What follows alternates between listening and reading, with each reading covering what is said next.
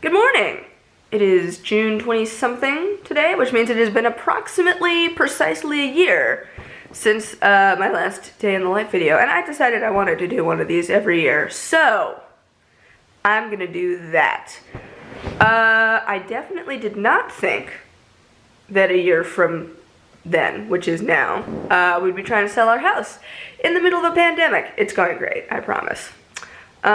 Let's see, what should I tell you guys about? Oh, you gotta see this cool feature that my bed has. You fall asleep on a bed and wake up in a hammock. Alright, now it is time to get dressed. Right, okay, okay. And boom! Outfit! Alright, here we go. Hey, disembodied mom.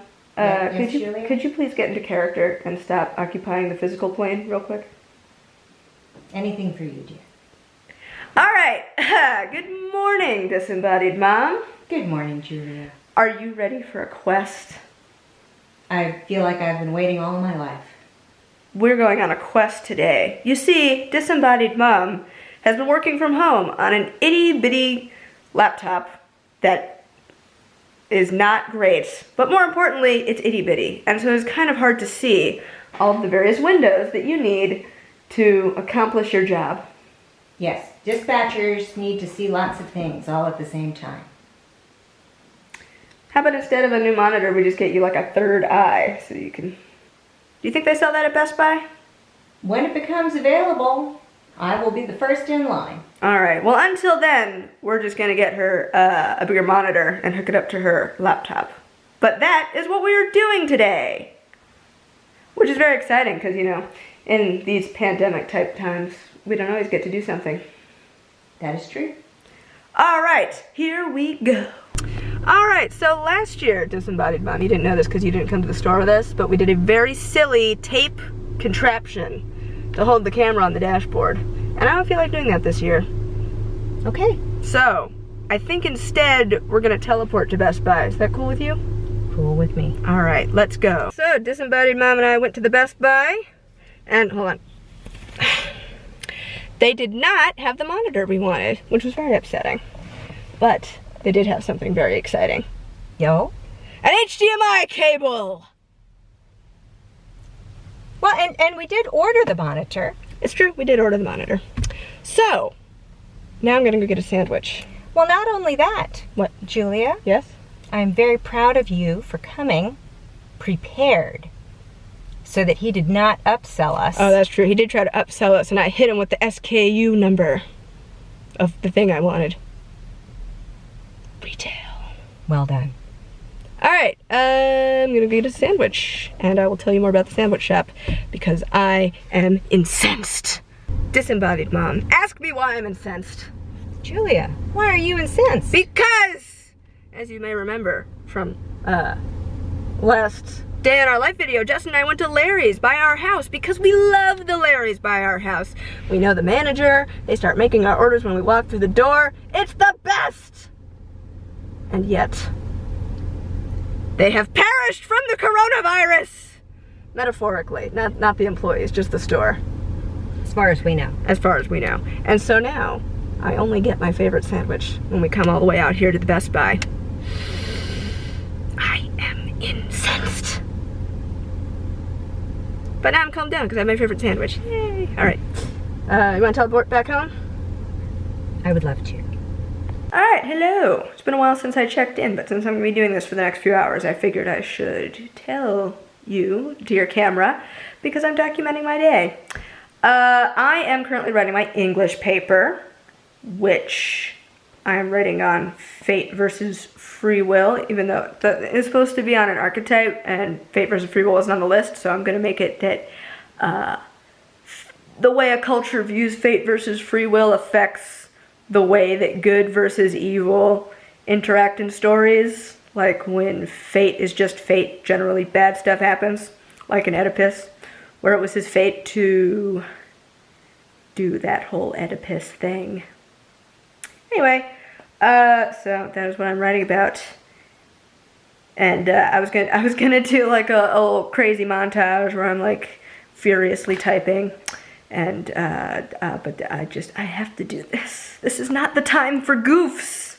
I was also just noticing how my hair looks in the camera. Do you like my new look? I call it my quarantine haircut. Grandma cut my bangs too short, and so we had to commit. Look. I should stop procrastinating. I have research papers to write.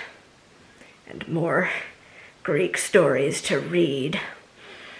Has anyone noticed that the whole Oedipus the King play is kind of like a murder mystery where the call is coming from inside the house? I was reading through my discussion board to like have ideas, and a lot of people were saying that Oedipus was being hubristic by not thinking that he was the murderer. But I feel like most detectives don't think that they're secretly the murderer. So there's that.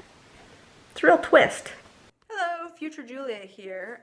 So basically what happened was I called Justin on FaceTime, and I thought that I could use like the screen recording thing on the phone to record it, and I thought maybe we'd be able to hear it, because anyway, it didn't work. So basically what happened was we called Justin and we said hi, because he doesn't live here anymore. He lives in Atlanta, which is very sad for me. And we tried to set up a game of Magica so we could play together, and it wasn't working, and he said it was because there was like a storm where he was, and it like kept knocking out the power, and it was like messing up with the internet. Anyway, proceed with the video. I have to be honest, everyone. Oh gosh, you really can't see me. Well, that happens when there's a blackout. Let's see. Yes, so Justin couldn't play with me because the power was going out at his house. And then, the power went out at my house.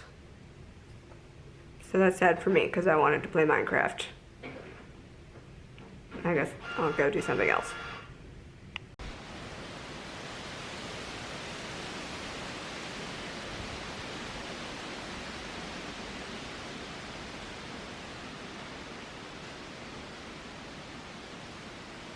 I thought that it was rain, but actually it's just so windy that, I don't know, what do you think disembodied made me think a power line got wiggled? Oh, sure. It happens a lot in our neighborhood. Basically every time it rains too hard, a giant tree takes down the power lines. Alright, well, do you want to eat and watch Stranger Things, Mom? Sure. Yes. Ha-ha! Ha-ha! Ha-ha!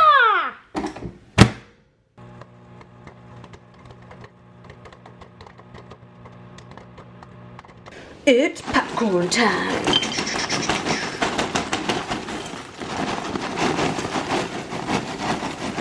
Ah! It's popcorn chaos! Alright, disembodied mom. We have popcorn. Outstanding. We have snacks. Outstanding. We have Stranger Things on the TV. Outstanding. Are you ready for things to get strange? Yes, ma'am. Alright, let's do it.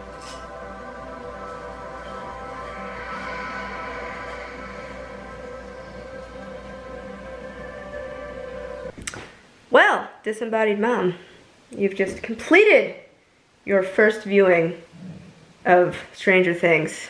True. What's your take? Give me your takes. I demand hot takes. Well, I think the camera work was amazing. All 3 seasons. They were very thoughtful about the way they were telling their story, and I appreciate that attention to detail. I would not have been able to make it through this series without you and the fast forward button, because I don't like gross, scary things. You don't? You know this about me. That's not like your jam? So, what? It's not my jam either. How many years did it take you to get me to sit down and watch this? 3.5 Okay. years, because I don't think I watched season 1 until like 6 months after it came out, because I also thought it looked scary and gross. It is scary and gross.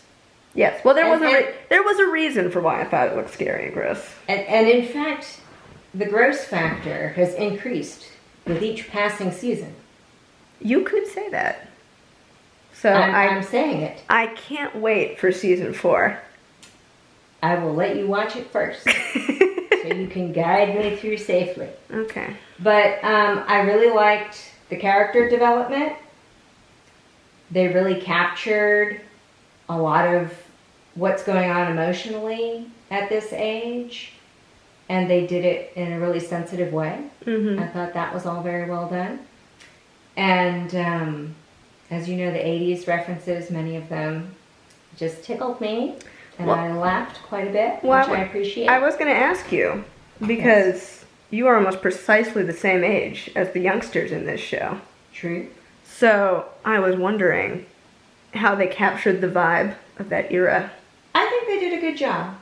I think they did a good job. Now, of course, you know, I spent those years here in Georgia, so, you know, the vibe was a bit different down here than In Indiana. in Indiana. And also, I would say Brunswick, where I grew up, was probably about 10 years behind. There was about a 10-year lag between Oh, so like the 80s didn't get there until the 90s? something like that. You know, I mean, the fashion definitely made it, and Well, and sure. some I mean, music, MTV. but it was yes.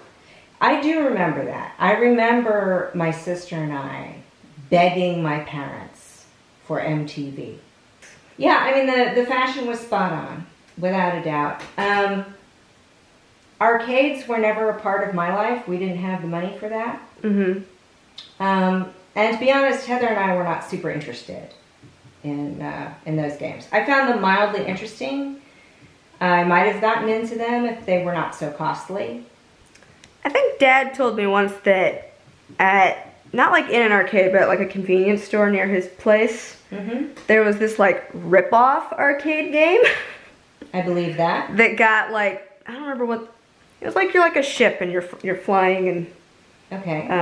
avoiding obstacles and shooting aliens, I guess, something like Maybe that. It's probably asteroids, maybe. No, but it was like a rip-off. Okay. And so the arcade got, like machine got destroyed because whoever made it got sued Ah, by whatever the original version of that game was. okay. All right. Well, I'm glad you enjoyed it. Now we need to find something new to watch together. If anyone has any suggestions, let me know. All right. Well, I think that was a fairly eventful and yet uneventful and regular day in the life of me, and also partly disembodied mom. So now I just need to unpack my Mac because it's in a closet and then edit this sucker. I hope that I'm able to make some more videos because I live in a house with an upright mixer that's not somewhere in a box before next June. So I hope I get to make more videos before that. But if not, I'm going to continue doing this daily life thing because I think it's a fun snapshot type thing to do. Alright, well, so long.